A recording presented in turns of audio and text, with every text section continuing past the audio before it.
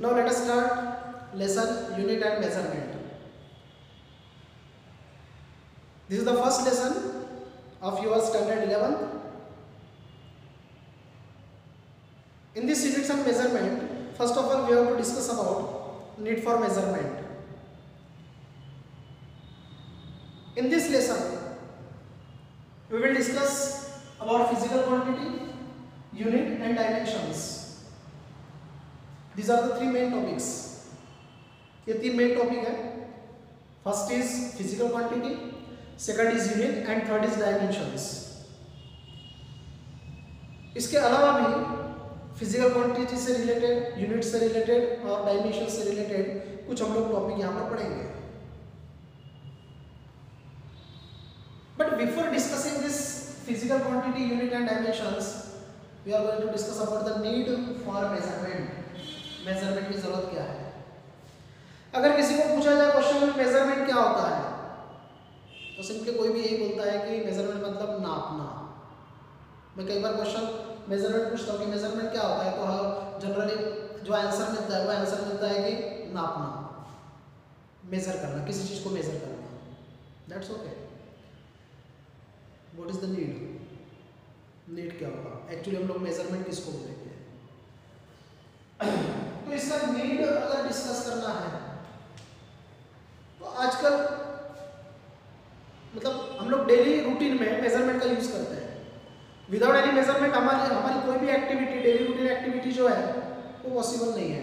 आप देखो, सोचो, आप जितनी भी डेली एक्टिविटी जो करते हो, डेली रूटीन में जो एक्टिविटी करते हो, वो पूरा मेजरमेंट के ऊपर डिपेंड करता है.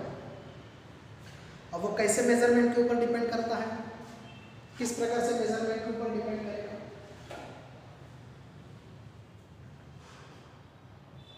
इसका एग्जांपल लेते हैं.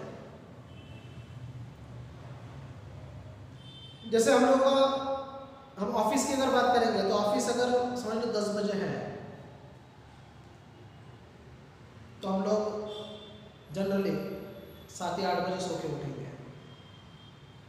मतलब हमको पता है कि हमको 10 बजे ऑफिस अगर जाना है तो 7 बजे उठना पड़ेगा. किसी को कोई अगर एक्सरसाइज अगर करना है तो उसको पता है कि मुझे 7 से लेकर 8 बजे तक एक्सरसाइज करना पड़ेगा. मतलब मुझे 1 आवर लगभग एक्सरसाइज के लिए लगेगा. फिर 8 बजे मुझे फ्रेश होना पड़ेगा. 8 से 9 तक मैं फ्रेश होऊंगा, अपनी ऑफिस के लिए तैयारी करूंगा. मैं 9 बजे ब्रेकफास्ट करूंगा, तो मेरा 9, सवा 9, साढ़े 9 तक ब्रेकफास्ट हो जाएगा. मैं 9:30 बजे घर से निकलूंगा तो मैं विद इन टाइम मतलब 10 बजे तक ऑफिस में पहुंच जाऊंगा. बन गया डेली रूटीन. ऑफिस में क्या 10 बजे 4 या 5 बजे छुट्टी होने वाली है, उसमें कितना काम है उस काम को मैं डिवाइड करूंगा कि मुझे कितने ड्यूरेशन में कौन सा काम करना है. तो 5 बजे तक मुझे पूरे काम करना है. उसके बाद में 5 बजे ऑफिस होने के बाद फिर मुझे घर जाना है, तो घर जाने के लिए मुझे कितना समय लगेगा? चलो हाफ एन आवर लगेगा. 5:30 तक मैं घर जाऊंगा, फिर फ्रेश होऊंगा. 6 बजे तक मैं फ्रेश होने के बाद मैं फैमिली के साथ थोड़ा सा टाइम दूंगा, दोस्तों के साथ टाइम दूंगा. 7 बजे तक टाइम दिया, 7:30 तक टाइम दिया. मैं थोड़ा सा न्यूज़ देख लूँगा क्या हुआ आज दिन भर में. उसके बाद में फिर खाना खाऊंगा. कल मुझे 7 बजे उठना है, उसके हिसाब से मैं सोने की तैयारी करूँगा. आप लोग इस पूरे रूटीन को अगर ध्यान से अगर देखोगे,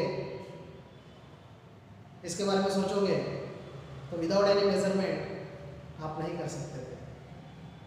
ये तो आजकल की बात हुई. पुराने ज़माने की अगर बात करेंगे तो पुराने ज़माने में भी मेजरमेंट थे, लेकिन उसका तरीका अलग था.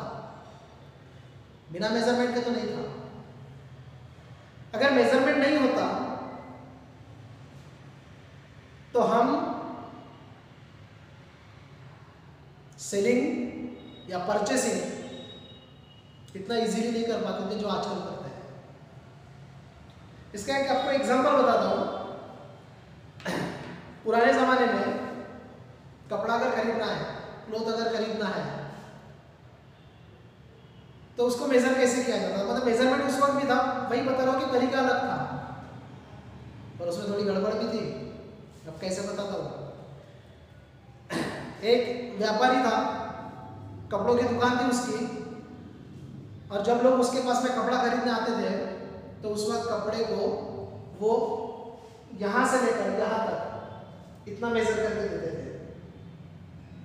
वो हाथ का मेजरमेंट था, क्योंकि उस वक्त ये यूनिट बने नहीं थे, हाथ का मेजरमेंट था, इसी को यूनिट माना जाता था। कपड़ा कैसे बेचेंगे तो इस प्रकार से बेचते थे। तो वो दुकान वाला क्या करता था, उसके पास में एक नौकर था जिसके हाथ छोटे थे, छोटे कद का था, उसके हाथ छोटे थे। तो बाकी नौकरों को नहीं बोलता था, जब भी उसको कपड़ा बेचना होता था तो उस नौकर को बुलाता था जिसके हाथ छोटे थे और बोलता था कि इनको कपड़ा गिन के दे दो। अब अगर वो उस नौकर को बोलता है जिसके हाथ बड़े हैं तो इसका कपड़ा ज़्यादा जाता, प्रॉफिट कम होता। उसने वो जो छोटा हाथ वाला जो नौकर था उसके हाथ से गिनवा के दे दिए तो कपड़ा कम गया, प्रॉफिट ज़्यादा हो गया।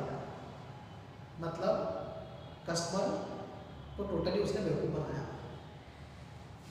कस्टमर को टोटली बेवकूफ़ बनाया। ये एग्जाम्पल हुआ। ऐसे कई सारे एग्जाम्पल हैं जिसमें ऐसे बेवकूफ़ बनाया जा सकता है।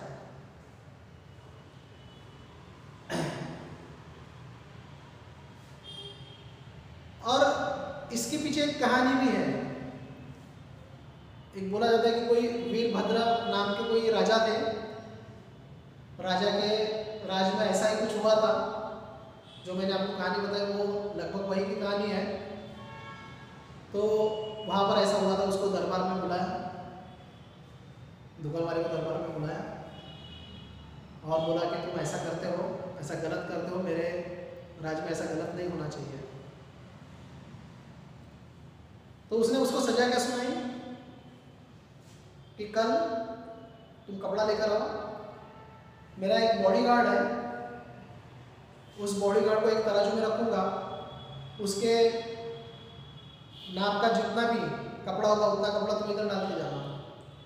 उसने क्या किया, बॉडीगार्ड को बिठाया, क्योंकि उसके पास में परफेक्ट कोई, जैसे हम आजकल यूज करते हैं 1 किलोग्राम 2 किलोग्राम 3 किलोग्राम, या जैसे हम लोग कहते हैं कि वेट 70 kg है तो 70 kg एक तरफ रखो।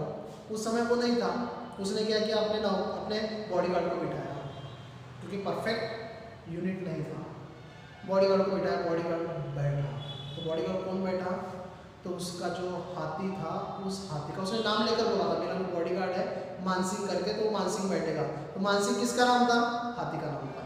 दूसरे दिन जब कपड़े वाले को तो पहले दिन खुशी हुई कि हाँ ज़्यादा से ज़्यादा कितना जाएगा, इसका बॉडीगार्ड जो है, जो भी मानसिंह होगा, बॉडीगार्ड तो आदमी होगा, कितना जाएगा ज़्यादा से ज़्यादा, बहुत ज़्यादा होगा तो 100 kg होगा या 200 kg होगा, मतलब एक अंदाजा लगाया उसने। और दूसरी चीज़ जब उसने देखा कि इसका बॉडीगार्ड जो है वो तो हाथी है, हाथी का नाम मानसिंह है, हाथी को उसने बिठाया तो वो तो एकदम चकरा गया। मतलब इस कहानी में देखो क्या हुआ,